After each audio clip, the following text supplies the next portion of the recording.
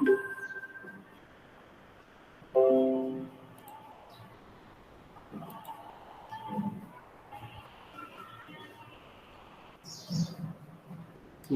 नमस्कृत्य तदुक्तिः परिभाव्य च वैयाकरणसिद्धान्तकौमुदीयं विरच्यते।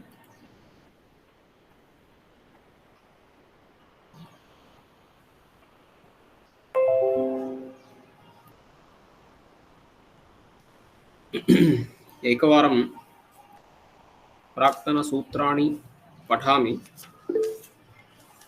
ध्रुवमपाये अपादानम् अपायः विश्लेषः तस्मिन् साध्ये ध्रुवम् अवधिभूतं कारकम् अपादानं स्यात्। अपादाने पंचमी ग्रामात् आयाति धावतोऽश्वात् पतति कारकं किं वृक्षस्य पर्णं पतति। जुगुप्सा विराम प्रमादार्थानाम् उपसंख्यानं पापाज्जुगुप्सते विरमति धर्मात् प्रमाद्यति। भीत्रार्थानां भयहेतुः भयार्थानां त्राणार्थानां च प्रयोगे भयहेतुः अपादानं स्यात्। चोरात् बिभेति चोरात् त्रायते। भयहेतुः किम् अरण्ये बिभेति त्रायते वा। पराजेरसोढः पराजेः प्रयोगे असह्योऽर्थः अपादानं स्यात्। अध्ययनात् पराजयते ग्लायतीत्यर्थः। असोढः किं शत्रून् पराजयते अभिभवतीत्यर्थः। वारणार्थानामीप्सितः प्रवृत्तिविघातः वारणम्। वारणार्थानां धातूनां प्रयोगे ईप्सितः अर्थः अपादानं स्यात्। यवेभ्यो गां वारयति। ईप्सितः किं यवेभ्यः गां वारयति क्षेत्रे। अन्तर्धौ येनादर्शनमिच्छति। व्यवधाने सति यत्कर्तृकस्य आत्मनो दर्शनस्य अभावमिच्छति तदपादानं स्यात्। मातुर्निलीयते कृष्णः अन्तर्धौ किं चोरान् न दिदृक्षते। इच्छति ग्रहणं किम् अदर्शनेच्छायां सत्यां सत्यपि दर्शने यथा स्यात्। देवदत्तात् यज्ञदत्तो निलीयते आख्यातोपयोगे। नियमपूर्वकविद्यास्वीकारे वक्ता प्राक्संज्ञः स्यात्। उपाध्यायादधीते उपयोगे किं नटस्य गाथां शृणोति इति ह्यस्तनपर्यन्तम् अन्तर्धौ येनादर्शनमिच्छति इति सूत्रपर्यन्तं वयं पठितवन्तः। अद्य आख्यातोपयोगे इति अपादानकारकविधायकम् अपरं सूत्रम्। आख्यातोपयोगे अष्टाध्याय्यां चतुर्थाध्याये 29 सूत्रमेतत्। नियमपूर्वकविद्यास्वीकारे वक्ता प्राक्संज्ञः स्यात्। उपाध्यायादधीते उपयोगे किं नटस्य गाथां शृणोति। आख्याता उपयोगे इति सूत्रे पदद्वयमस्ति। आख्याता इति आख्यातृ ऋकारान्त पुल्लिङ्गशब्दः।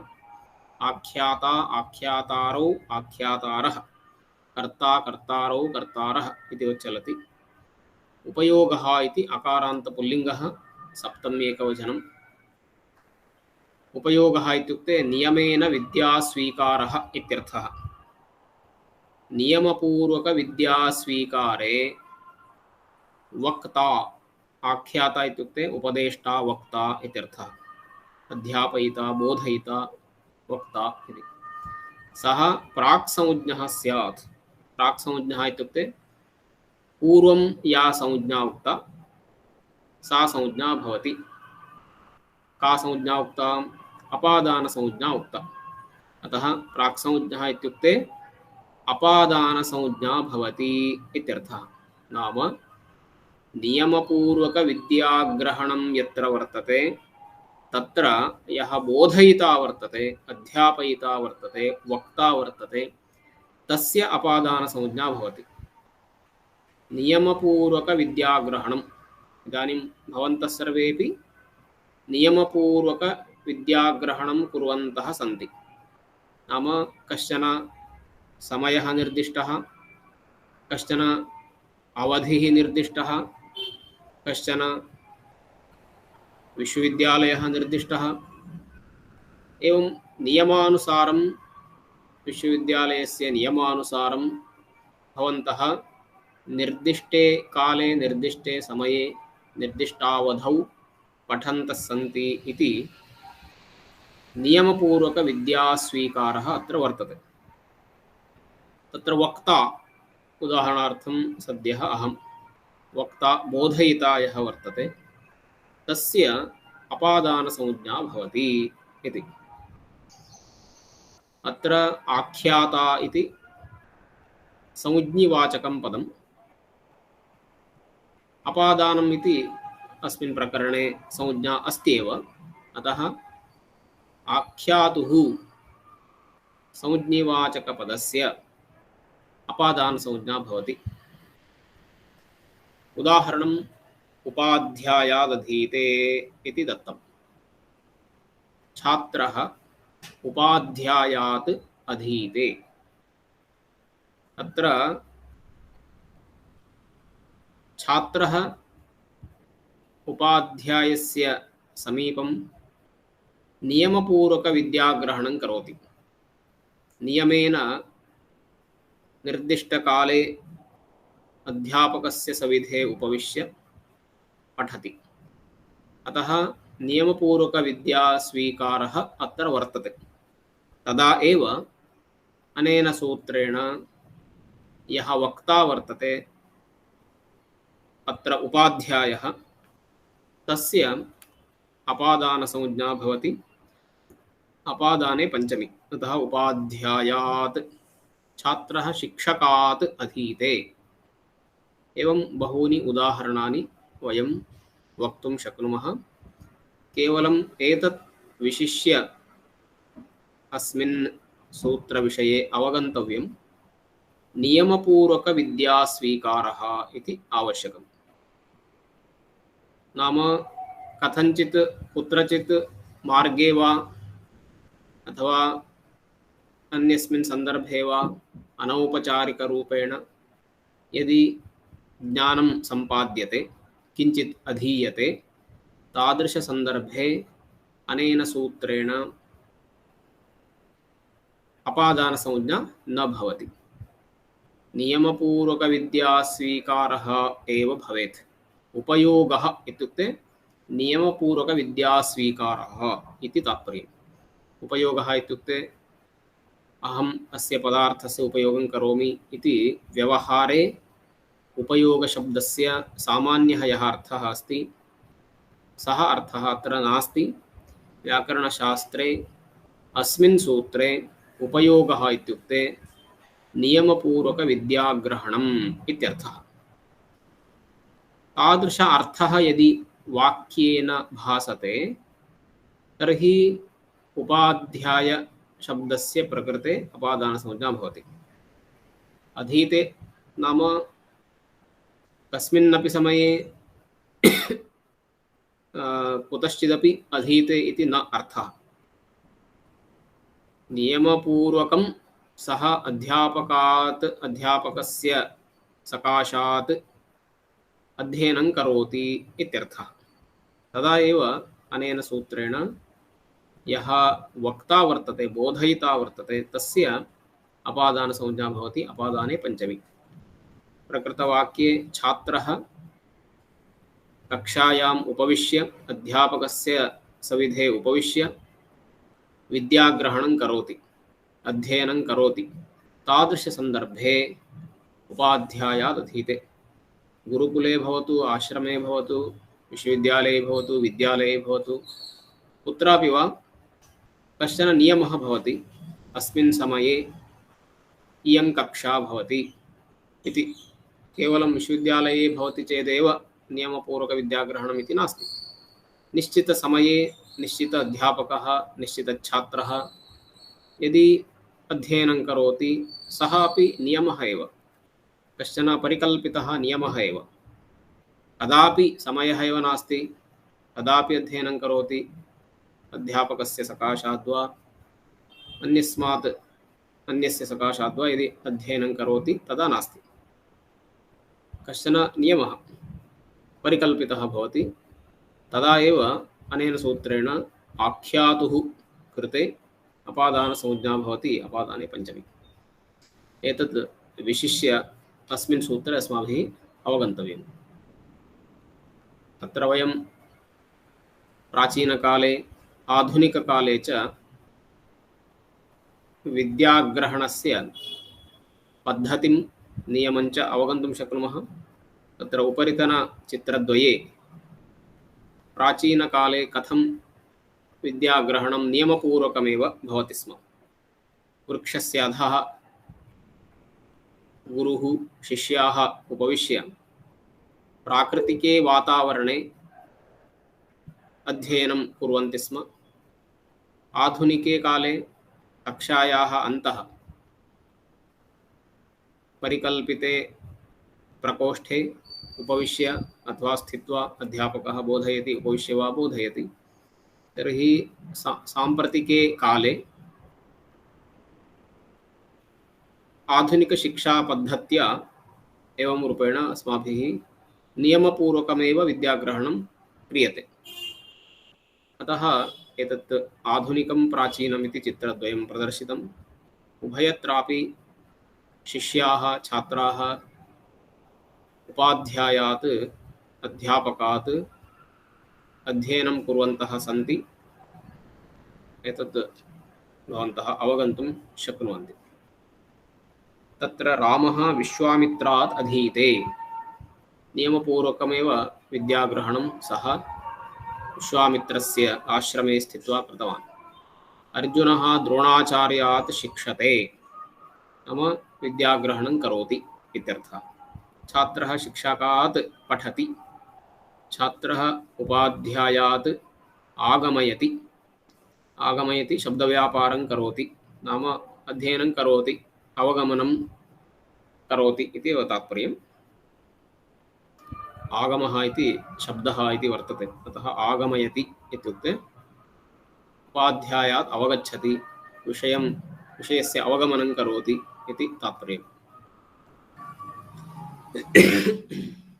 एवमेव बहूनि उदाहरणानि वक्तुं शक्यन्ते। इदानीम् उपयोगे इति शब्दः वर्तते सूत्रे, तस्य किं प्रयोजनम्? उपयोगे इति पदं त्यजामः, आख्याता इति केवलं सूत्रं भवतु। तर्हि कः दोषः इति चेत्, नटस्य गाथां शृणोति इति वाक्ये नटस्यापि अपादानसंज्ञा स्यात्, अपादाने पञ्चमी स्यात्। अत्र नटः वदति, गाथां श्रावयति, प्रेक्षकः कश्चित् शृणोति। यः पश्यति, यः शृणोति, कश्चित् श्रोता अथवा प्रेक्षकः। नटः गाथां वदति, कथां वदति। तर्हि अत्र आख्याता वर्तते नटः, बोधयिता वर्तते नटः, वक्ता वर्तते नटः। परन्तु अत्र नियमेन विद्याग्रहणं नास्ति। कदाचित् किमपि नाटकं भवति, वयं गत्वा पश्यामः, आगच्छामः, तथा नियमपूर्वकविद्याग्रहणमिति नास्ति। किञ्चित् विषयज्ञानं भवति, किञ्चित् वयं कथादिकं शृणुमः, ज्ञानं तु किञ्चित् भवत्येव, परन्तु एवं रूपेण नियतरूपेण नियमपूर्वकः विद्यास्वीकारः तत्र नास्ति। अतः नटशब्दस्य नाम वक्तुः आख्यातुः अपादानसंज्ञा न भवति, अपि तु षष्ठीशेषे इति अग्रे सूत्रं वर्तते। तेन सूत्रेण नटशब्दस्य षष्ठी विभक्तिरेव भवति, न तु अपादानम् इति। अतः नटस्य गाथां शृणोति इति नटात् गाथां शृणोति इति न भवति। नटस्य गाथां शृणोति, नटसम्बन्धि कथां शृणोति इत्येव तात्पर्यम्। अतः उपयोगः इति नास्ति चेत्, नियमपूर्वकविद्यास्वीकारः इति अर्थः नास्ति चेत्, नटस्य गाथां शृणोति इत्यादि वाक्येष्वपि आख्यातुः अपादानत्वं स्यात्, तत् न भवेत्। तन्निमित्तम् उपयोगे इति पदमुक्तम्। उपयोगे इति वदामश्चेत् अत्र नटः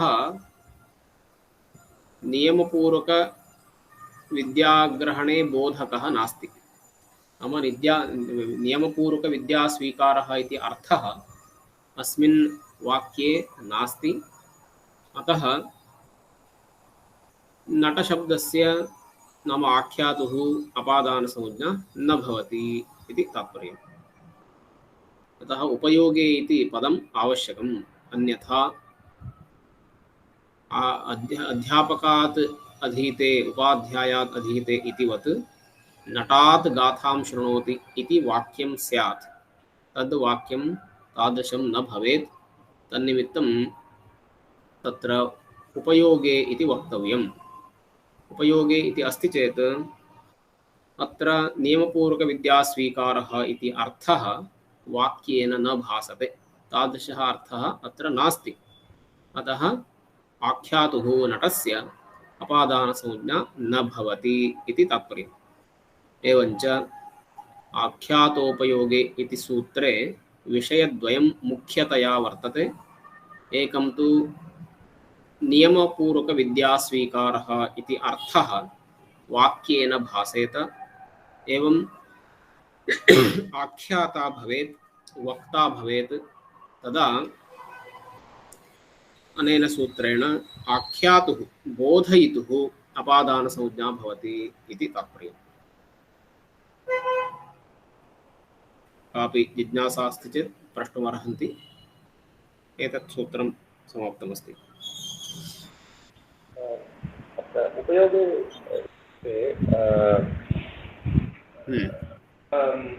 वयं उदाहरणम् अहं कदाचित् मित्रस्य गृहं गच्छामि, पूर्वमेव अहं न जानामि अहं गच्छामि इति, किन्तु अहं कदाचित् गच्छामि, तत्र आचार्यः अस्ति, आगतवान्, कश्चन आगतवान्, तस्य आचार्यतः अहं किञ्चित् अध्ययनं करोमि, किञ्चित् एतत् प्लान्ड् तत्र न भवति।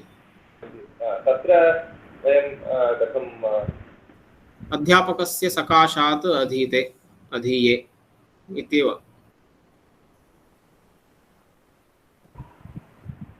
तत्र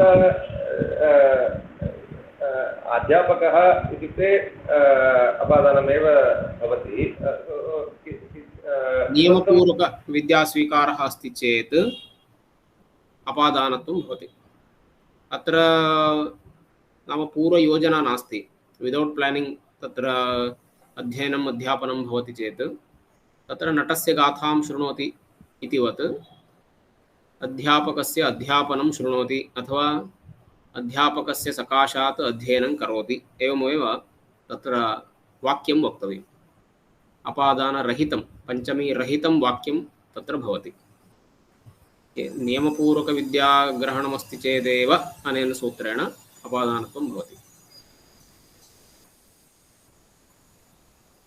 गुरुः अस्ति, अध्यापकः एव आगतः अथवा अध्यापकस्य सविधे एव अहं गतवान्, किञ्चित् अधीत्य आगतवान्, समाधानं प्राप्तं, पुनः श्वः न गच्छामि यतोहि कार्यं सम्पन्नं। लघु शङ्का आसीत् अथवा कश्चन भागः आसीत्, दिनद्वयम् अधीत्य आगतवान्, समाप्तं, तर्हि न। तत्र नियमपूर्वकविद्यास्वीकारः इत्युक्ते कश्चन भागः भवति, यथा सिलेबस् इति वयं वदामः। पूर्वकाले तु कश्चन ग्रन्थः भवति स्म, सम्पूर्णग्रन्थः, सम्पूर्णविषयः। इदानीं तु तत्रैव एकैकः भागः अस्माभिः स्वीक्रियते, यथा कारकप्रकरणं, सन्धिप्रकरणं, समासप्रकरणम्, एवं वयं स्वीकुर्मः। भवतु, कालानुसारं तादृशः वा भागः यदि अस्माभिः स्वीकृत्य पठ्यते नियतरूपेण, यथा सप्ताहे एकवारं द्विवारं वा नियतरूपेण, आवर्षम् इदानीं वयं षण्मासपर्यन्तं वा एकवर्षपर्यन्तं वा अध्ययनं कुर्मः, तर्हि अत्र निर्दिष्टकालः अस्ति। नाम अस्मिन्नेव समये 6:00 सार्धसप्तवादनम् इति नियमः अस्ति। सप्ताहेपि शुक्रवासरे शनिवासरे एवं रूपेण नियमः अस्ति। पुनः षण्मासपर्यन्तम् इति नियमः अस्ति। अतः पुनः विश्वविद्यालये प्रविश्य पठनीयम् इत्यपि नियमः। एवं रूपेण आहत्य विश्वविद्यालयस्य यत् स्वरूपं, यः नियमः, तदाधारेण वयं पठामः। तद्वत् यदि गुरुकुलपद्धतिं पश्यामश्चेदपि तत्रापि समये आगन्तव्यं, समये उपविश्य पठनीयम् इत्यादि नियमः आसीदेव। यत्र एवं रूपेण नियमं परिकल्प्य अध्यापकस्य सकाशात् अध्ययनं भवति, गुरोः सकाशात् वा अध्ययनं भवति, तादृशसन्दर्भे एव अनेन सूत्रेण अपादानसंज्ञा भवति। कश्चन विषयः प्रष्टव्यः, तर्हि अध्यापकस्य सविधे उपविश्य अहं पठितवान्, तर्हि अपादानं न भवति। अनौपचारिकरूपेण तद्भवति। अध्यापकः समयं दत्तवान्, अस्मिन् समये आगच्छतु, अहं तदा अन्यत् कार्यं न स्वीकरोमि अथवा न करोमि, तदा भवतः कार्यार्थम् उपयुक्तः भवामि इत्यादिकम् उक्त्वा समयं सूचयति। वयम् आगत्य अथवा गत्वा समस्यां परिहरामः। परन्तु तत्र तादृशसन्दर्भे नियमपूर्वकविद्याग्रहणं नास्ति। ज्ञानं तु वर्तते, विद्याग्रहणं तु वर्तते, परन्तु नियमः इति कश्चन परिकल्पितः भवति समाजे। तादृशनियमस्य परिपालनं यदि भवति तदा एव अनेन सूत्रेण अपादानसंज्ञा भवति इति तात्पर्यम्। अवगतं वा? आम्, अवगतम्। अन्येषां जिज्ञासा कापि?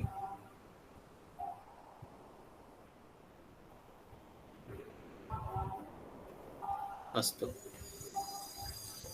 अग्रे जनिकर्तुः प्रकृतिः इति सूत्रम्। जनिकर्तुः प्रकृतिः जायमानस्य हेतुः अपादानं स्यात्। ब्रह्मणः प्रजाः प्रजायन्ते। ब्रह्मणः प्रजाः प्रजायन्ते इति मूलम्। जनिकर्तुः प्रकृतिः इति सूत्रे पदद्वयमस्ति। जनिकर्तुः, जनिकर्तृ इति शब्दः ऋकारान्तपुल्लिङ्गः, षष्ठी विभक्तौ एकवचने, कर्तुः कर्त्रोः कर्तॄणाम् इति भवति।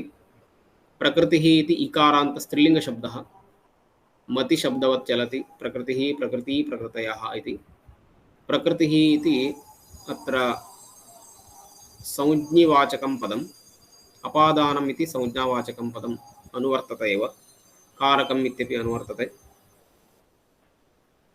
जनिकर्तुः, जनेः कर्ता, जनिकर्ता इति षष्ठी तत्पुरुषसमासः।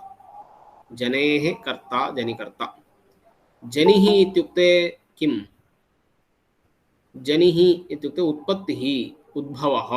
जनिरुत्पत्तिरुद्भवः इति अमरः, अमरकोशः। जनिः इत्युक्ते उत्पत्तिः, उद्भवः इत्यर्थः। तस्य कर्ता यः वर्तते, उत्पत्तेः कर्ता यः वर्तते, तस्य प्रकृतिः नाम मूलम्, उत्पत्तिकारणं। प्रकृतिः इत्युक्ते हेतुः, कारणम् इत्यर्थः। कस्य कारणं? कर्तुः उत्पत्तेः कारणम् इत्यर्थः। कर्तुः उत्पत्तेः कारणं यद्भवति तस्य अपादानसंज्ञा भवति। जायमानस्य हेतुः अपादानं स्यात्। जायमानस्य पदार्थस्य कारणवाचकः यः शब्दः वर्तते तस्य अपादानसंज्ञा भवति इति तात्पर्यम्। जायमानस्य हेतुः अपादानं स्यात्। उदाहरणं ब्रह्मणः प्रजाः प्रजायन्ते। प्रजाः ब्रह्मणः प्रजायन्ते इति वाक्यम्, इति उदाहरणं। ब्रह्मणः इति ब्रह्म ब्रह्मणी ब्रह्माणि इति वा ब्रह्मा ब्रह्माणो ब्रह्माणः इति वा पुल्लिङ्गेऽपि चलति नपुंसकेऽपि चलति। ब्रह्मा ब्रह्माणो ब्रह्माणः इति स्वीकुर्मः तदापि पञ्चमी विभक्तौ ब्रह्मणः इत्येव भवति। अतः ब्रह्मणः ब्रह्मदेवात् इत्यर्थः। ब्रह्मदेवात् प्रजायन्ते उत्पद्यन्ते इति। के उत्पद्यन्ते इत्युक्ते जनाः नाम प्रजाः। प्रजाः ब्रह्मणः उत्पद्यन्ते, ब्रह्मदेवात् उत्पद्यन्ते इति तात्पर्यम्। अत्र प्रजायन्ते इति उत्पत्त्यर्थकः धातुः जनी प्रादुर्भावे इति धातुः वर्तते। जायते इति भवति, प्र इति उपसर्गः। अतः प्रजायन्ते इति वर्तमाने बहुवचने अस्ति। प्रजायते प्रजायेते प्रजायन्ते लट् लकारे। प्रजायन्ते उत्पद्यन्ते इति उत्पत्तेः कर्ता। प्रजायन्ते इति क्रियायाः कर्ता कः इत्युक्ते प्रजाः। उत्पद्यन्ते के इत्युक्ते जनाः। उत्पद्यन्ते काः इत्युक्ते प्रजाः। प्रजाः उत्पद्यन्ते, प्रजाः प्रजायन्ते इति जनिकर्ता जनिकर्त्रियः प्रजाः। उत्पत्तेः कर्तारः के उत्पद्यन्ते प्रजाः खलु। प्रजाः काः उत्पद्यन्ते इत्युक्ते प्रजाः उत्पद्यन्ते इति उत्तरम्। प्रजानाम् उत्पत्ति कारणं किम्? उत्पत्ति हेतुः कः इति चेत् ब्रह्म। प्रजानाम् उत्पत्ति हेतुः ब्रह्म। अतः ब्रह्मशब्दात् ब्रह्मशब्दस्य अनेन सूत्रेण अपादानसंज्ञा भवति। अपादाने पञ्चमी। अतः ब्रह्मणः इति। ब्रह्मणः प्रजाः प्रजायन्ते। उत्पत्ति कारणं जनिकर्तुः प्रकृतिः इति अस्ति। जनिः इत्युक्ते उत्पत्तिः।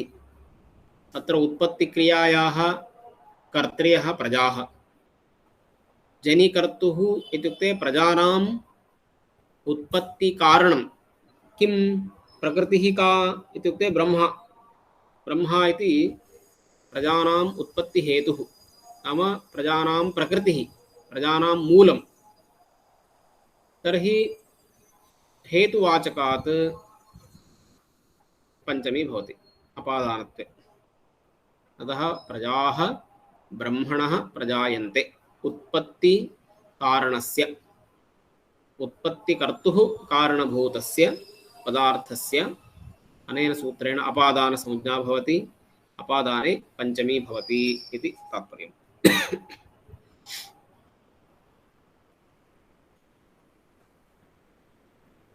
उदाहरणानि पश्यामः। शृङ्गात् शरः जायते। शृङ्गात् शरः उत्पद्यते। शृङ्गात् शरः क्रियते, निर्मीयते इति। गोमयात् वृश्चिकः जायते। पुत्रात् आनन्दः जायते। अतः उत्पद्यते इत्युक्ते भिन्नभिन्नसन्दर्भाः भवन्ति। तत्र केवलं सजीवपदार्थः एव भवेदिति नास्ति नियमः। इदानीं शृङ्गात् शरः जायते इति वर्तते। शृङ्गा इत्युक्ते सिङ्ग्। शृङ्गात् शरः बाणादिकम् उत्पद्यते। गोमयात् वृश्चिकः जायते, कीटाः उत्पद्यन्ते। पुत्रात् आनन्दः जायते। आनन्दस्य उत्पत्तिकारणं पुत्रः। शरस्य उत्पत्तिकारणं शृङ्गं। वृश्चिकस्य उत्पत्तिकारणं गोमयम्। एवं रूपेण उत्पत्तेः कारणं नाम उत्पत्तेः कर्तुः कारणम् इत्यर्थः। उत्पत्तेः कारणम् इत्युक्ते उत्पत्तेः कर्तुः कारणम्। अत्र आनन्दः जायते, उत्पत्तेः कर्ता आनन्दः। आनन्दस्य कारणं किम्? आनन्दः कदा उत्पन्नः? यदा पुत्रः सञ्जातः। अतः पुत्रात् आनन्दो जायते। पुत्रात् आनन्दः उत्पद्यते इत्युक्ते तत्र गोमयात् वृश्चिकः उत्पद्यते, ब्रह्मणः प्रजाः उत्पद्यन्ते इतिवत् नास्ति, परन्तु उत्पद्यते एव, जायते, सम्भवति। अतः तदापि अनेन सूत्रेण अपादानसंज्ञा भवति। जनिकर्तुः प्रकृतिः तावदेव। उत्पत्तिकर्तुः कारणवाचकस्य शब्दस्य अपादानसंज्ञा भवति। अपादाने पंचमी इत्यर्थः। शृङ्गात् शरः जायते, गोमयात् वृश्चिकः जायते, पुत्रात् आनन्दः जायते। एवं रूपेण बहूनि उदाहरणानि वक्तुं शक्नुमः। तत्र भिन्नभिन्न उदाहरणान्यपि वयं द्रष्टुं शक्नुमः। यतो वा इमानि भूतानि जायन्ते इति तैत्तरीयोपनिषदि। यतः इत्युक्ते यस्मात्, यस्मात् इमानि भूतानि जायन्ते इति उपनिषद्वाक्यं। तत्र उत्पत्तिकर्ता इत्युक्ते भूतानि, इमानि इति जातम्, इमानि इमानि भूतानि जायन्ते। एते भौतिकपदार्थाः उत्पद्यन्ते। यस्मात्, यतः, यतः इत्युक्ते यस्मात्, यस्मात् ब्रह्मणः, यस्मात् प्रकृतेः। एवं रूपेण भिन्नभिन्नम् अर्थं भिन्नभिन्नदार्शनिकाः स्वीकुर्वन्ति। तत्र नैयायिकाः परमाणोः इति स्वीकुर्वन्ति, सांख्याः प्रकृतेः इति स्वीकुर्वन्ति, वैयाकरणाः शब्दब्रह्मणः इति स्वीकुर्वन्ति, वेदान्तिनः ब्रह्मणः इति स्वीकुर्वन्ति। एवं रूपेण भिन्नभिन्नजनाः, भिन्नभिन्नदार्शनिकाः, भिन्नभिन्नविद्वांसः यतः इति पदेन भिन्नभिन्नम् अर्थं स्वीकुर्वन्ति। परन्तु यतः इत्युक्ते यस्मात् इति पंचमी। यस्मात् इति अत्र यतः इति अव्ययमस्ति, परन्तु पंचमी इत्यर्थः, पंचम्यास्तसिल्। यस्मात्, यस्मात् इमानि भूतानि जायन्ते इति उत्पत्तिकर्तारः, उत्पत्तिकर्तॄणि भूतानि, तेषां हेतुः यस्मात् इति पदवाच्यः। अतः तस्य पंच अपादानसंज्ञा भवति अपादाने पंचमी। एवमेव गीतायामपि वयं द्रष्टुं शक्नुमः। ध्यायतो विषयान् पुंसः संगस्तेषूपजायते, संगात् संजायते कामः, कामात् क्रोधोऽभिजायते इति। संगात् संजायते इति वक्तुं शक्नुमः, कामात् क्रोधः अभिजायते इति वक्तुं शक्नुमः। संगः तत्र नास्ति, कामात् क्रोधः अभिजायते, क्रोधः उत्पद्यते। कथं? क्रोधस्य उत्पत्तिकारणं किम् इत्युक्ते कामः, कामस्य उत्पत्तिकारणम् इति संगः। एवं रूपेण तस्मिन् वाक्ये उभयत्रापि वयम् अपादानत्वं वक्तुं शक्नुमः। कामात् क्रोधः उत्पद्यते इति, क्रोधस्य उत्पत्तिकारणं कामः इति। अतः तस्य अपादानसंज्ञा भवति अपादाने पंचमी। कामात् क्रोधः अभिजायते इति गीतायाम् एतादृश उदाहरणानि बहूनि वयं द्रष्टुं शक्नुमः।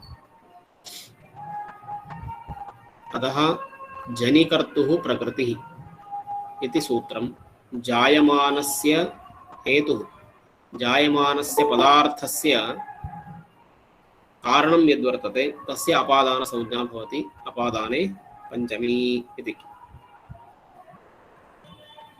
अत्र कापि जिज्ञासा अस्ति चेत् प्रष्टुं शक्नुवन्ति।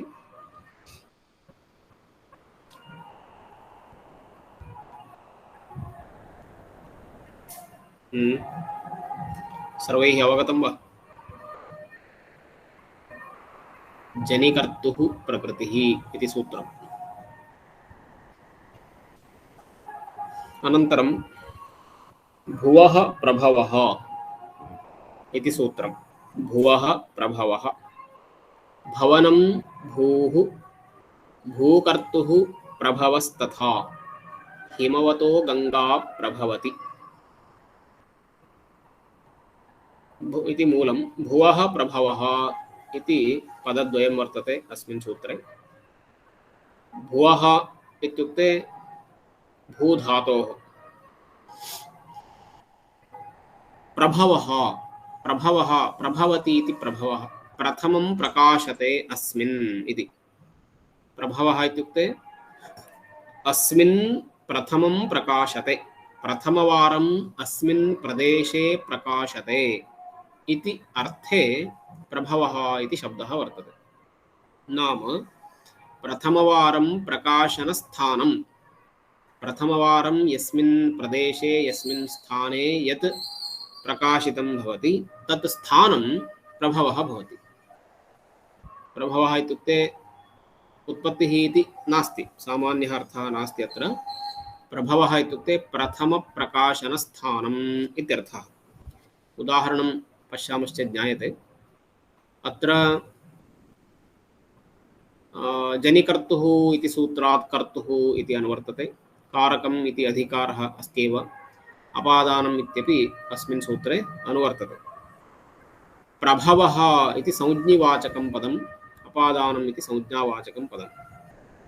अतः भूकर्तुः प्रभवः तथा इति लिखितम्। भवनं भूः, भवनम् इत्युक्ते विद्यमानं, सत्ता इत्यर्थः। भूः भुवौ भुवः इति भूशब्दः नास्ति, भूलोकः इत्यर्थः नास्ति। अतः भवनं भूः इति अर्थं लिखितवान्। यतोहि भूः भुवौ भुवः, भुवं भुवौ भुवः इति शब्दः अपि अस्ति। तर्हि भूः इत्युक्ते भूलोकः इत्यर्थः भवति, सः अर्थः अत्र नास्ति। भवनं भूः, भवनम् इत्युक्ते भूधातोः रूपमस्ति, भवनं विद्यमानम् इत्यर्थः। भूः भूकर्तुः, विद्यमानकर्तुः। प्रभवः इत्युक्ते प्रथमप्रकाशनस्थानं यद्वर्तते तस्य अपादानसंज्ञा भवति। अपादाने पञ्चमी। उदाहरणं पश्यामः। हिमवतो गंगा प्रभवति इति उदाहरणं। गंगा हिमवतः प्रभवति इत्युक्ते गंगा नदी हिमालयात् प्रभवति इति तात्पर्यं। हिमवान् पर्वतः, हिमवतः इति हिमवान्, हिमवन्तौ हिमवन्तः, हिमवन्तं हिमवन्तौ हिमवतः, हिमवता हिमवद्भ्यां हिमवद्भिः, हिमवते हिमवद्भ्यां हिमवद्भ्यः, हिमवतः इति पंचमी विभक्तौ एकवचने अस्ति। अतः हिमवतः गंगा प्रभवति। प्रभवति इत्युक्ते किम् उक्तं? प्रथमं प्रकाशते इति उक्तं। गंगा हिमालयात् उत्पद्यते इति नास्ति। गंगा हिमालयात् न उत्पद्यते, परन्तु प्रथमवारं भूलोके ततः प्रकाश्यते, ततः प्रकाशिता भवति गंगा। गंगा तु स्वर्गे अस्ति एव, अन्यस्मिन् लोके अस्ति एव, परन्तु भूलोके कुतः प्रकाशते गंगा इत्युक्ते हिमालयात्। यतोहि ततः एव निर्गच्छति गंगा, हिमालयादेव गंगा निर्गच्छति। अतः प्रथमप्रकाशनस्थानं हिमालयः वर्तते। अत्र गंगा इति भूकर्ता, भूकर्तुः प्रभवः नाम गंगायाः प्रथमप्रकाशनस्थानं यद्वर्तते हिमालयः, तस्य अपादानसंज्ञा भवति, अपादाने पञ्चमी। अतः हिमालयात् गंगा प्रथमवारं भूलोके प्रकाशते इति तस्य वाक्यस्य आशयः। अतः गंगा हिमालयात् उत्पद्यते इति न वक्तव्यं, यतोहि ततः गंगा न उत्पद्यते। सा तु उत्पन्ना एव पूर्वमेव, परन्तु भूलोके प्रथमवारं हिमालयात् सा प्रकाशिता, ततः सा निर्गता, उद्गता इति तात्पर्यम्।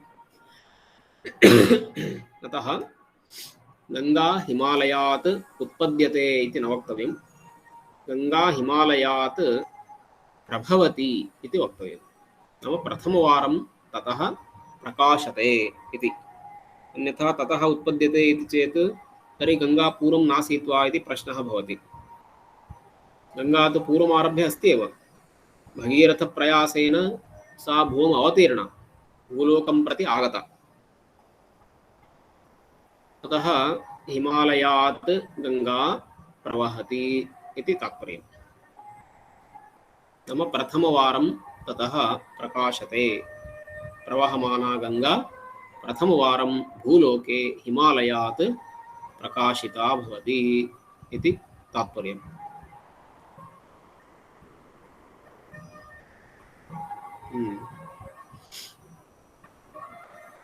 अतः तत्र प्रभवति इत्यस्य उत्पद्यते इत्यस्य च भेदः कः इति वक्तुम् उदाहरणद्वयं तत्र प्रदत्तम्। अभूतप्रादुर्भावः जनिः। जायते उत्पद्यते इत्युक्ते किम्?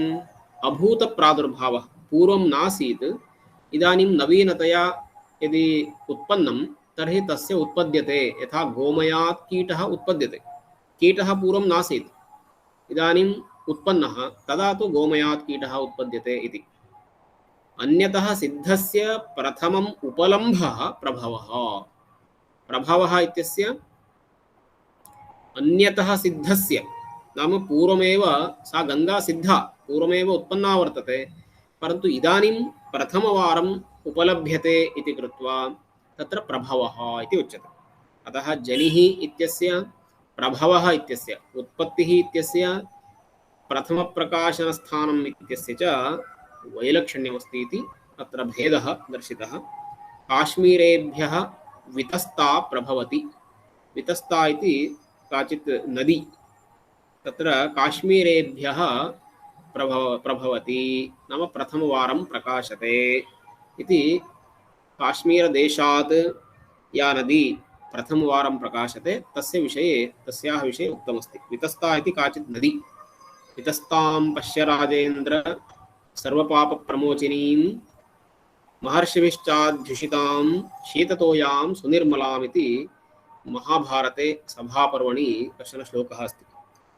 ततः सुनिर्मला सा वितस्ता शोभते। महर्षिभिः अध्युषितां पवित्रां वितस्तां पश्य इति सर्वपापप्रमोचिनीं, सर्वपापविनाशिनीं वितस्तां पश्य इति तत्र वर्तते। अतः वितस्ता इति काचित् नदी प्रभवति। एवमेव गंगा इति काचित् नदी हिमालयात् प्रभवति इति वक्तव्यं, न तु उत्पद्यते। यतोहि अभूतप्रादुर्भावः एव उत्पत्तिः भवति। यदि भूतप्रादुर्भावः तर्हि उत्पत्तिः न भवति, केवलम् उपलब्धिः भवति। प्रथमवारं वयं पश्यामः तावदेव। वयं पश्यामः इति कृत्वा प्रथमम् इदानीम् उत्पन्नम् इति न अर्थः।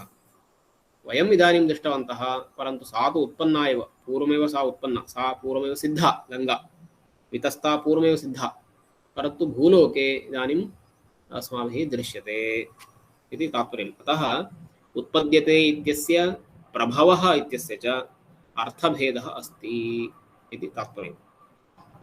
एवमेव गीतायामेव अव्यक्ताद् व्यक्तयः सर्वाः प्रभवन्त्यहरागमे इति।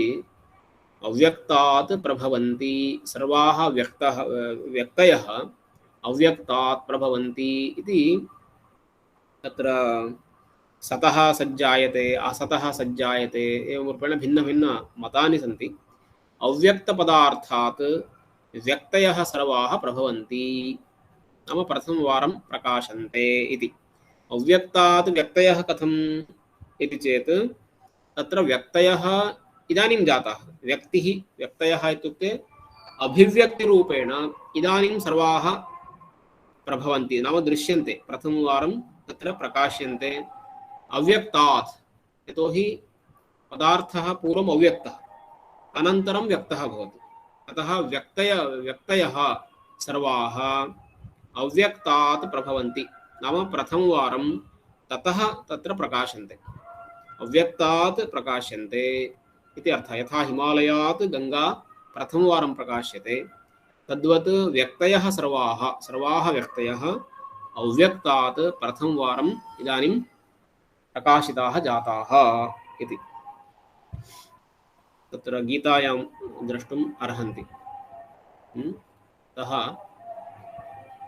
एवं रूपेण विषयत्रयं नाम आख्यातोपयोगे जनिकर्तुः प्रकृतिः भुवः प्रभवः इति विषयत्रयं वयं पठितवन्तः। अद्य न्यूनाः इति कृत्वा एतावदेव अहम् अद्य वदामि। राधा महोदय किमपि प्रष्टुमिच्छति? न महोदय, तद् बै मिस्टेक् आगतम्। ओके, क्षम्यतां। प्रष्टुं शक्नोति कोऽपि?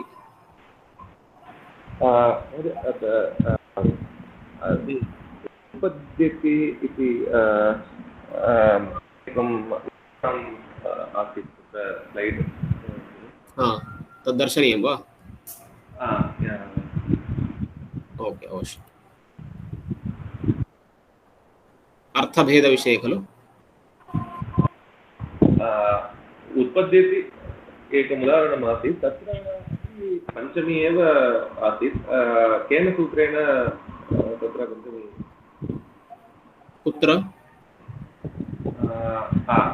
गोमयात् कीटः उत्पद्यते, केन सूत्रेण प्रभवति इति।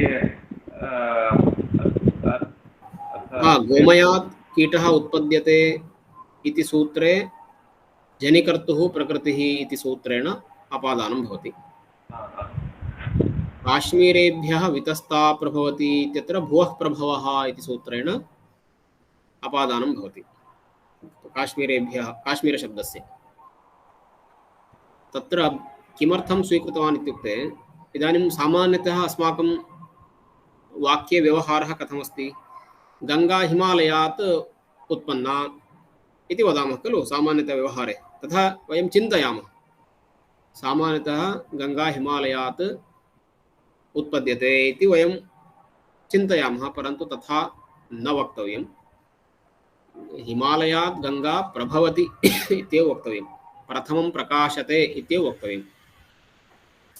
यतोहि गंगा तु तत् हिमालयात् न उत्पन्ना खलु, गंगा तु पूर्वमेव आसीत्, पूर्वमेव वर्तते।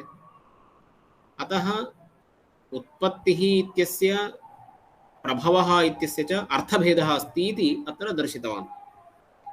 अभूतप्रादुर्भावः उत्पत्तिः नाम पूर्वं नासीत्, पूर्वं न आसीत्, इदानीं नवीनतया वर्तते, उत्पद्यते, उत्पन्नम् इति चेत् उत्पत्तिः इत्यर्थः, जनिः इत्यर्थः। पूर्वं वर्तते, इदानीं वयं प्रथमवारं पश्यन्तः स्मः, तर्हि तत्र प्रभवः इत्यर्थः। प्रभवः इत्यस्य जनिः इत्यस्य च अर्थभेदः अस्ति इति तत्र दर्शितवान्। क्षम्यते महोदय। अन्येषु नदीषु अपि प्रभवते इति प्रयोगं करणीयं कर्तुं वा? शक्नुमः यदि तथा, नाम काचित् अवतारभूता नदी भवति खलु, सरस्वती नदी, ब्रह्मपुत्रा नदी, एवं बह्व्यः नद्यः सन्ति भारते। तत्र नाम इतिहासः वर्तते। वयं पुराणादिकम् अवलोकयामश्चेत् नदीनाम् उल्लेखः अस्ति। नाम कस्यचित् तपस्या कारणेन अथवा समाजस्य उद्धाराय वा तत्र नद्यः देवतास्वरूपाः भूलोकम् आगताः सन्ति। तादृशसन्दर्भे एवमेव वक्तुं शक्यते, प्रभवति इत्येव। यदि भूलोके एव सा नदी उत्पन्ना अस्ति, नवीनतया निर्मिता वर्तते, उत्पन्ना वर्तते चेत् तत्र उत्पद्यते इति वक्तुं शक्यते। अन्यथा यथा इदानीं वितस्ता नदी वर्तते, गंगा नदी वर्तते, यमुना नदी वर्तते, एवं बह्व्यः नद्यः तत्र देवतानां प्रभावकारणात् अथवा तस्मिन् समये कासाञ्चित् समस्यानां परिहारार्थं नद्यः भूलोकम् आनीताः, तर्हि देवतास्वरूपाः, अतः प्रभवति इति प्रयोगः एव करणीयः तस्मिन् सन्दर्भे। धन्यवादः महोदय। अवश्यं। यथा कावेरी नदी इति सत्यं। नदी प्रभवति इति प्रभवति, एवमेव सत्यं। कावेरी नद्याः अपि उल्लेखः पुराणादिषु वर्तते। पुनः दण्डिनः काव्येपि उल्लेखः वर्तते कावेर्याः। एवं काव्यादिषु पुराणादिषु बहूनां नदीनाम् उल्लेखः वर्तते, अतः उत्पद्यते इति तथा प्रयोगः न करणीयः, अपि तु प्रभवति। महोदय, एवम् अवगन्तुं शक्यते यत् जलरूपमाध्यमेन तत्र किमपि हिम इत्यादिकं वर्तते, तद् उत्पद्यते इति, ततः प्रभवति, तथा अभिव्यक्ति भवति जलस्य। सत्यं सत्यं, प्रभवति, सत्यं। तथा उत्पन्ना न भवति। सत्यं सत्यं। नदीषु नदी प्रसंगे एव, नदी प्रसंगे एव इति नास्ति, अन्यस्मिन् प्रसंगे अपि अव्यक्त असतः सज्जायते। असतः रूपेण ये पदार्थाः सन्ति सत् रूपेण दृश्यन्ते सन्ति, पर अभिव्यक्ति भवति। उत्पन्न विषये तत् भिन्नं वर्तते। सत्यं। नास्ति परञ्च पश्चात् दृश्यते, ततः जनीकर्तु प्रकृति अनेन सूत्रेण उत्पत्तिर यदा भवति तदा जनीकर्तु प्रकृति अनेन सूत्रेण यदा अभिव्यक्ति भवति। पूर्वम् आसीत्, पर तदा अनन्तरं तस्य अभिव्यक्ति भवति केनचित् कारणेन, तदा भुवः प्रभवः अनेन सूत्रेण। समीचीनम्, अवश्यं तथैव। महोदय, इतोपि एकः प्रश्नः, यत् अपादान इत्यस्य अन्वर्थसंज्ञा अपादीयते यस्मात् इति अपादानं, तर्हि ध्रुवम् अपायपादानां तत्र तु दृश्यते यत् पृथक् भवति। अन्यानि यानि सूत्राणि सन्ति, यथा विद्रार्थानां बाह्यहेतु या कारणार्थानां ईप्सितः, अन्य जनीकर्तु प्रकृति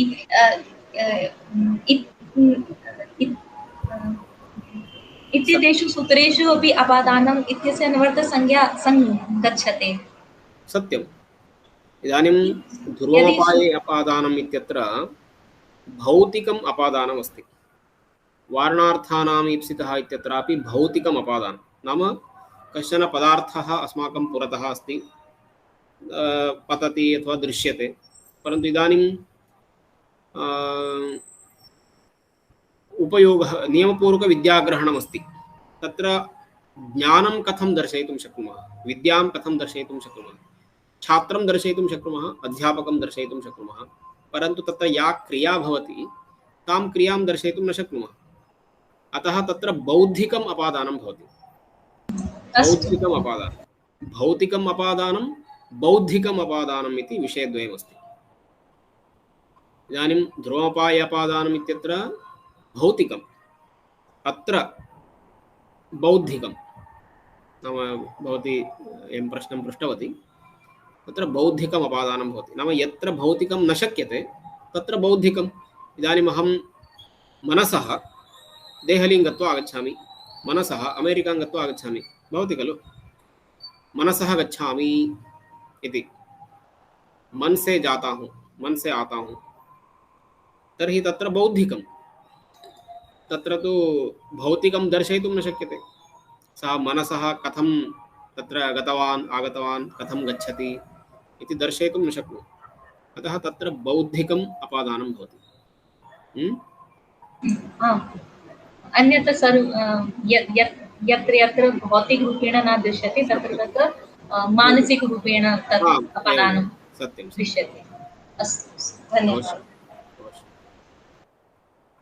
महोदय, जनितप्रभवः इति सूत्रे वयं उदाहरणानि दृष्टवन्तः। एकम् आसीत् वृश्चिकः, भूमयात् वृश्चिकः जायते। गोमयाः वृश्चिकाः जायन्ते। तत्र गोमयः पृथक् अस्ति, वृश्चिकाः पृथक्। यदि तत् वस्तु एव उदाहरणार्थं मम वस्त्रम् अस्ति, वस्त्रं नूतनं नास्ति, पूर्वं थ्रेड्। सत्यं, कीटः इति पदार्थः पूर्वं न आसीत्। गोमये कीटः इति केवलं गोमयमेव आसीत्। अनन्तरं तत्र गोमयस्य कारणेन, तत्रैव गोमयं पतितम् इति कारणेन वा कीटः क्रमशः उत्पद्यते। कमपि वयं पदार्थं बहु दिनानि स्थापयामश्चेत् स्वभावतः कीटाः उत्पद्यन्ते। एतत् व्यावहारिकं, सर्वेपि जानन्ति। तत्र पूर्वं तु कीटाः नासन्। इदानीं वयं दुग्धं वा दहि वा एवमेव दिनानि स्थापयामश्चेत् तत्र स्वयमेव कीटाः उत्पद्यन्ते। यतोहि संसारस्य स्वभावः अस्ति, पदार्थस्य स्वभावः अस्ति। कानिचन वस्तूनि एवमेव बहूनि दिनानि स्थापयामः, कीटानि उत्पद्यन्ते। तद्वत् गोमयेपि इदानीं शुद्धं गोमयमस्ति, अद्यतनं गोमयं, तत्र कीटः न उत्पद्यते। एवमेव वयं दिनानि स्थापयामः, तर्हि तत्र स्वयमेव कीटाः उत्पद्यन्ते। तर्हि कीटाः पूर्वं नासन्, इदानीम् आगताः, उत्पन्नाः। अतः तत्र अभूतप्रादुर्भावः। असतः सज्जायते इति साङ्ख्यादिमते तु भिन्नं मतं, तत्र तु अस्माभिः न गन्तव्यम्। इदानीं व्यवहारे गोमये कीटाः पूर्वं न आसन्, अतः तत्र प्रभवः इति वक्तुं न शक्यते, उत्पत्तिः इत्येव वक्तव्यम्। गङ्गाविषये तथा नास्ति। तत्र नूतन कीटाः न सन्ति, न आसन्। सत्यं, न आसन्। अत्र मम वस्त्रम् अस्ति, वस्त्रं नूतनं न, पूर्वं थ्रेड् परिवर्तनं, तत्र परिवर्तनं नास्ति, अत्र परिवर्तनम् अस्ति। Thread became cloth. यदि तन्तुवयः वयन्ति, तत्र परिवर्तनं वस्त्रम्। उदाहरणं किं वदतु, उदाहरणमेकम्। अहं वस्त्रात् थ्रेड् इत्युक्ते कथं वदामि इति अहं न जानामि। सूत्रं, तन्तुः। सूत्रात् वस्त्रं तन्तुवायः वयन्ति। तत्र वस्त्रम् इत्युक्ते वस्त्रं नाम किं, शर्ट् वा युतकं वा अथवा ऊरुकं वा किमपि भवति खलु। सत्यं, तत्र नवीनमेव भवति। पूर्वं तु युतकं न आसीत्, केवलं तन्तुः एव आसीत् खलु। अतः युतकं न आसीत्, किन्तु युतके अपि सूत्रम् अस्ति। सूत्रमस्ति, सत्यम्, अस्त्येव। तन्तुसमुदायः एव वस्त्रं भवति, परन्तु वस्त्रम्, एतत् वस्त्रं नाम युतकं, शर्ट् इति यद् वदामः, तत्तु न आसीत्, तत्तु नवीनमेव। तन्नाम यद्वर्तते, तन्नाम्ना यं व्यवहारं वयं कुर्मः, सः नवीनः एव, उत्पन्नः। अतः सूत्रात् युतकं जायते, उत्पद्यते इत्यर्थः। अस्तु, परिवर्तनं वा नूतनं पृथक् परिवर्तनं भवति चेत्, इदानीं गङ्गायाः परिवर्तनं नास्ति, गङ्गा तु सा एव, परन्तु वयम् अत्र दृष्टवन्तः प्रथमवारं। पूर्वमेव सा सिद्धा, सा इदानीम् अस्माभिः प्रथमवारं दृष्टा। तद्वत् अत्र सूत्रं वर्तते, परन्तु युतकमासीत् वा? युतकम् इत्युक्ते सूत्राणि भवन्ति एव, तन्तवः अवश्यं भवन्ति, तन्तुसमुदायः एव वस्त्रं नाम युतकं यत्किमपि, परन्तु युतकम् इति यत् स्वरूपं तत्तु न आसीत्, तत्तु पूर्वं न आसीत्।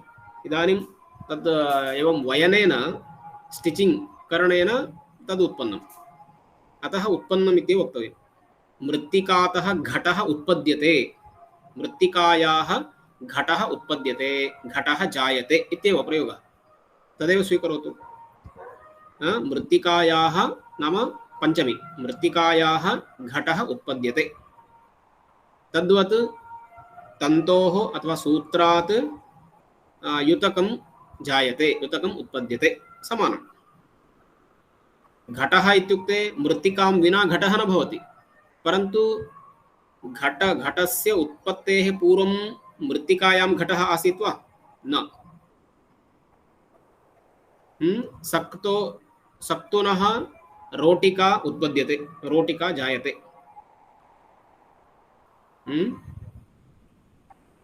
एवं पिष्टात् दोसा उत्पद्यते, पिष्टात् इड्लिका उत्पद्यते। एवं बहूनि उदाहरणानि वयं वक्तुं शक्नुमः। पूर्वं यद् वर्तते तदेव इदानीं यदि पश्यन्तः स्मः तदा एव प्रभवः। परन्तु इड्लिका वा रोटिका वा घटः वा अथवा युतकं वा पूर्वं न आसीत्। इदानीं तद् नवीनतया निर्मितं, नवीनतया उत्पन्नम्, अतः तत्र उत्पद्यते, जायते, एवं रूपेण प्रयोगः। स्पष्टं वा? आम्, स्पष्टं। तर्हि तण्डुलैः तण्डुल ओदनं तण्डुलं तत्रापि तण्डुलेभ्यः ओदनम् उत्पद्यते, जायते। तण्डुलेभ्यः ओदनं जायते इत्येव। यतोहि तण्डुलाः भिन्नाः, ओदनं भिन्नं। भिन्नम् इत्युक्ते तण्डुलान् विहाय न भवति, परन्तु तस्य स्वरूपं भिन्नम्। अतः बौद्धिकविभागः इति वदामः वयम् अत्र, बौद्धिकविभागः। अतः तण्डुलेभ्यः अन्नं पृथक् कर्तुं न शक्नुमः, बुद्धौ पृथक् कर्तुं शक्नुमः। यतोहि तण्डुलाः इत्युक्ते हार्ड् भवन्ति, ओदनम् इत्युक्ते स्मूत् भवति, नाम तस्य विकसनं भवति। अतः तस्य स्वरूपं भिन्नम् इति वयं बुद्धौ चिन्तयितुं शक्नुमः। अतः बौद्धिकम् अपादानं भवति तत्, भौतिकं न भवति। भौतिकम् इत्युक्ते तण्डुलः अपि दृश्यते, अन्नमपि दृश्यते, परन्तु विभागः न दृश्यते। यतोहि तण्डुलेभ्यः एव अन्नं निर्मितम्, ओदनं निर्मितम्। अतः अत्र बौद्धिकमपादानमस्ति। तण्डुलेभ्यः अन्नम् उत्पद्यते, अन्नं जायते इत्येव वक्तव्यं, न तु तण्डुलेभ्यः ओदनं प्रभवति इति। नाम तण्डुलेषु अन्नम् आसीत्, तदेव अन्नम् इदानीम् अस्माभिः दृष्टम् इति तत्तु साङ्ख्यादीनां मतं भवति। नास्ति इति न, परन्तु तद् व्यावहारिकं नास्ति, तादृशं तिरस्क्रियते। अनेन सूत्रेण ओदनं अनेन सूत्रेण एव जनिकर्तुः प्रकृतिः अवश्यम्। तण्डुलेभ्यः ओदनं जायते इति जनिकर्तुः प्रकृतिः। शुद्धम् उदाहरणं, ब्रह्मणः प्रजाः प्रजायन्ते इतिवत्।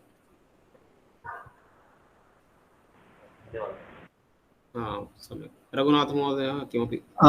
भवान् भौतिकम् अपादानम् इति एक शब्दं प्रयुज्यतः, अन्यत् एतः अन्यत् अपि प्रयुज्यतः भवान्। बौद्धिकं, बौद्धिकं, बौद्धिकं, बुद्धि, बुद्धि, बुद्धिस्थं, द्वयमपि किं भेदः? भौतिकमिति स्फुरतः दृश्यते। इदानीं वृक्षात् पर्णं पतति इति तद् भौतिकं। बौद्धिकं सर्वत्र अस्ति, बुद्धिः नास्ति चेत् भौतिकमपि नास्ति, बौद्धिकमपि नास्ति, सः अपरः विषयः। परन्तु भौतिकम् इत्युक्ते मूर्तस्वरूपम्। इदानीं वृक्षः तत्र अस्ति, तस्मात् पर्णं पतति, वयं पश्यन्तः स्मः कथं पतति इति। तर्हि तद् भौतिकं। भौतिकं नाम मूर्तं स्वरूपम्। इदानीं तण्डुलेभ्यः अन्नम् उत्पन्नम् अथवा ब्रह्मणः प्रजा इत्यादिकं यद् उदाहरणमस्ति, तत्र डिवैड् यद् भवति तद् दर्शयितुं वयं न शक्नुमः। इदानीं छात्रः अध्यापकात् अध्ययनं कुर्वन् अस्ति, तस्य ज्ञानं कथम् आगच्छति इति वयं दर्शयितुं न शक्नुमः। विद्याग्रहणं कथं कुर्वन् अस्ति इति तद् यद् ज्ञानं भवति तद् वयं दर्शयितुं न शक्नुमः। तत् बौद्धिकं भवति, केवलं बौद्धिकं भवति। अतः बौद्धिकं भौतिकम् इति भिन्नमस्ति। स्पष्टं महोदय, धन्यवादः। केवलं बुद्धिस्थं फिजिकल् इति तदेव फिजिकल् इति भौतिकं, मेण्टलि यद्भवति, मानसिकरूपेण यद्भवति, चिन्तनरूपेण यद्भवति तत् मानसिकं नाम बौद्धिकम् इत्यर्थः। एते विचाराः महाभाष्ये आयान्ति, अतः अत्र विशिष्य न कृतवान्, केवलं कौमुदी विचारमेव प्रसङ्गः आगतः इति कृत्वा तदुक्तवान्, तावदेव। समीचीनं। मेण्टल् इति वयं पश्यामश्चेत् धूमपाने इति सूत्रेण एव वयं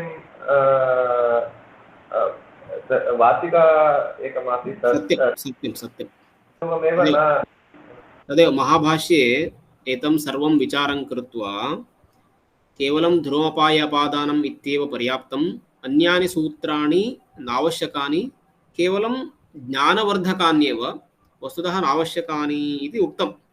भवतः अग्रे प्रश्नः कृतः, तस्य समाधानं महाभाष्ये उक्तं।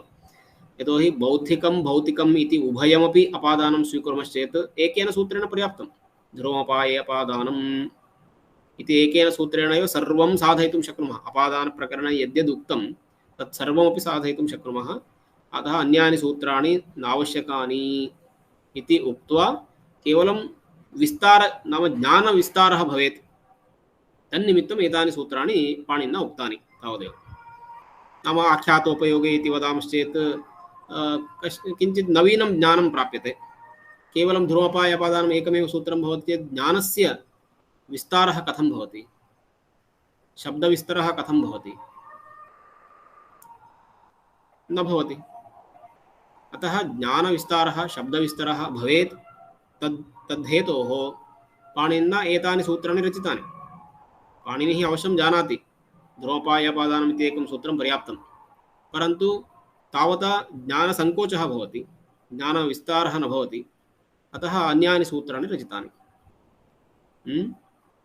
अतः बौद्धिकं भौतिकम् इति ध्रुवपाये अपादानम् इति सूत्रे स्वीकुर्मश्चेत् अन्यानि सूत्राणि नावश्यकानि। तत्र वार्तिकम् अपि नावश्यकं, सूत्राण्यपि नावश्यकानि, परन्तु रचितानि। तस्य आशयः कः इत्युक्ते एतादृशविषयाः अस्माभिः अवगन्तव्याः। एते अपादानविषये भवितुं शक्यन्ते। इदानीं जनिकर्तुः प्रकृतिः इत्यस्य अर्थभेदः एवं भुवः प्रभवः इत्यस्य अर्थभेदः अस्माभिः ज्ञातः। सूत्रमस्ति इति कृत्वा एव खलु ज्ञातः अर्थभेदः। सूत्रमेव नास्ति चेत् तस्मिन् विषये एव न चिन्तयामः। अतः ज्ञानविस्तारनिमित्तमेव एतानि सूत्राणि। अन्ततो गत्वा एतत् सर्वं भवन्तः इदानीं विचारं कृतवन्तः। अयं विचारः कदा आगतः? यदा एतत् सूत्रं पठितवन्तः। यदि अहं केवलं ध्रुवपायपादानम् इति एकमेव सूत्रं पाठयामि तर्हि भवताम् एते विचाराः एव न आगच्छन्ति स्म। सत्यं वा न वा? सत्यं। तथा भवताम् एते विचाराः आगताः इति हेतोः तत्र पाणिनिः कारणं। पाणिनिः एतानि सूत्राणि रचितवान्, अतः भवताम् एते विचाराः आगताः। एते विचाराः महाभाष्ये चर्चिताः। अतः भवन्तः कौमुद्या सह महाभाष्यमपि इदानीम् अध्येतुं समर्थाः। तत्रत्य विचारानपि कर्तुम् अवगन्तुं समर्थाः। किमर्थमिति चेत् एवं चिन्तनं भवति। सूत्राणि यदा भिन्नानि भिन्नानि भवन्ति तथैव चिन्तनान्यपि वर्धन्ते क्रमशः। एकैकं सूत्रं यदा नवीनं भवति तदा चिन्तनमपि नवीनं भवति। तेन किमर्थं न भवति, अनेन किमर्थं भवति, अत्र अन्यत् किमस्ति, एवं रूपेण चिन्तनं भवति।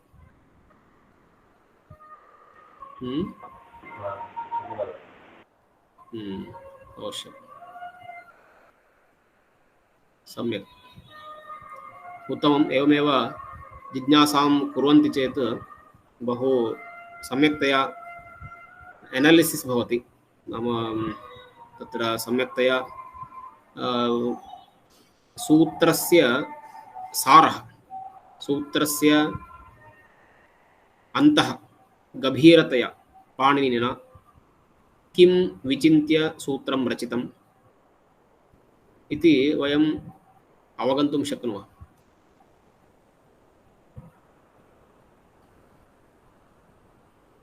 अस्तु, तर्हि अद्य अल्पाः सन्ति चेदपि विचारस्तु सम्यगेव अभवत्।